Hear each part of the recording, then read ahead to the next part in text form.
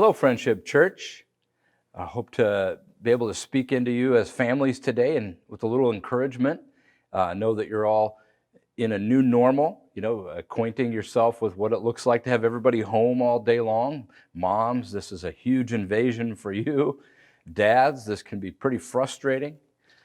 Families, we don't want to forget about our kids in this equation. We understand that all ages are dealing with disappointment at different levels. We know that, our 5-year-old has their own frustrations, not being able to be in their cubby class or see their friends that they're used to interacting with on Sunday mornings.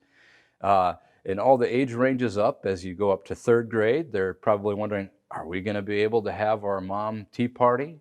And into the junior high, the middle school age and high school age, sports are suspended. And, I've been hearing stories about trouble on the streets of Prior Lake because of school being out, vandalism and theft. And, there's just a lot of challenge and disappointment and frustration, and it's being processed in different ways by different people. So I thought it'd be pertinent for us to talk briefly about processing disappointments and resetting expectations, and more specifically, helping our children, including our college-age children who are now home from college, having to figure out how to work online with their classes, and our seniors who this year are wondering about what's going to happen with their senior year, and students that would be going into prom, just so many different levels of frustration, not seeing their friends.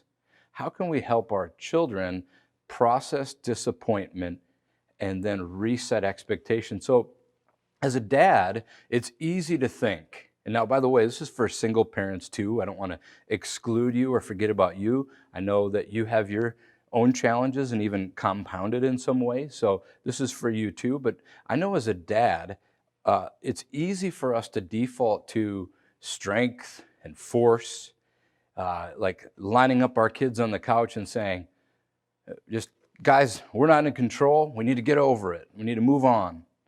And for moms, their strength is to listen and to understand and relate and process and slowly move the child toward encouragement and then on to challenge. Well, the beauty is that in marriage with the mother and the father, working together, we can work together to learn to build that relationship trust with our kids so that we can speak into their lives more effectively. I think this is a great opportunity to grab a can of Coke, sit down and talk with your kids, and then hopefully the discussion can open up to more of a productive discussion, getting them to open up and process their disappointments. Maybe it's kicking a soccer ball around.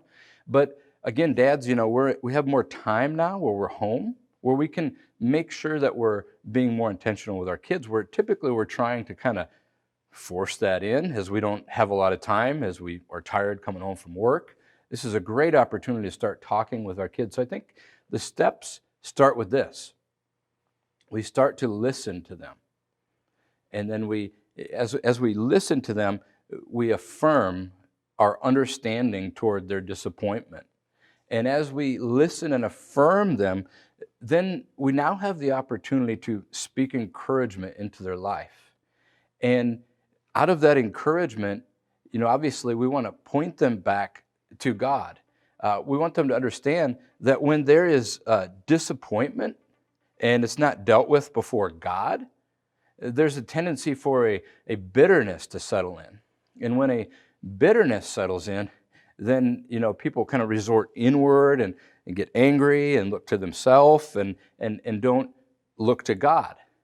Now, if our children are challenged with bitterness now, we don't want to come down strong on them and tell them to get over it. We want to help them get to the bottom of why they're disappointed and why they're feeling bitter. We want to bring them to the point where King David was in Psalm 27, 13 and 14, where David says, I am certain that I will see the Lord's goodness in the land of the living. Wait for the Lord, be strong and courageous. Wait for the Lord.